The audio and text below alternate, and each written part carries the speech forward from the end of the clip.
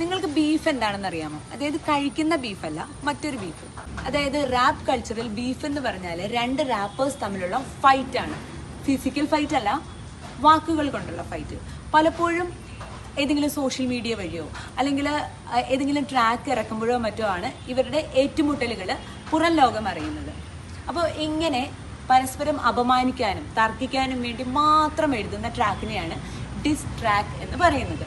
അപ്പോൾ ഇത് വളരെ ഫേമസ് ആണ്, പണ്ട് കാലം മുതലേ ഉണ്ട്. വെസ്റ്റ് കോസ്റ്റും ഈസ്റ്റ് കോസ്റ്റും തമ്മിലുള്ള ബീഫും വളരെ പ്രസിദ്ധമാണ്. വണ്ടി വരുന്നു ബാക്കിൽ. ഈസ്റ്റ് കോസ്റ്റിനെ റെപ്രസെന്റ് ചെയ്തിട്ട് നമ്മുടെ നോട്ടോറിയസ് ബിഗും വെസ്റ്റ് കോസ്റ്റിനെ റെപ്രസെന്റ് ചെയ്തിട്ട് നമ്മുടെ ടുപാക് ഷാക്കൂറും.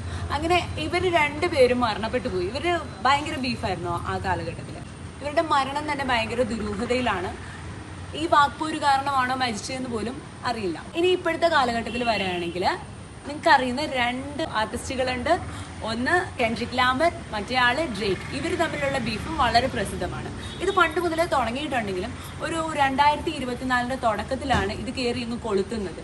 അതായത് ജെ കോൾ എന്ന് പറഞ്ഞിട്ടുള്ളൊരു മറ്റൊരു സിംഗർ. ജെ കോളും കെൻഡ്രിക് ലാമറും ഡ്രേക്കുമാണ് ഇപ്പോഴത്തെ ഹിപ്പ് ഹോപ്പിലുള്ള വൻമരങ്ങൾ എന്ന് വിശേഷിപ്പിച്ചു.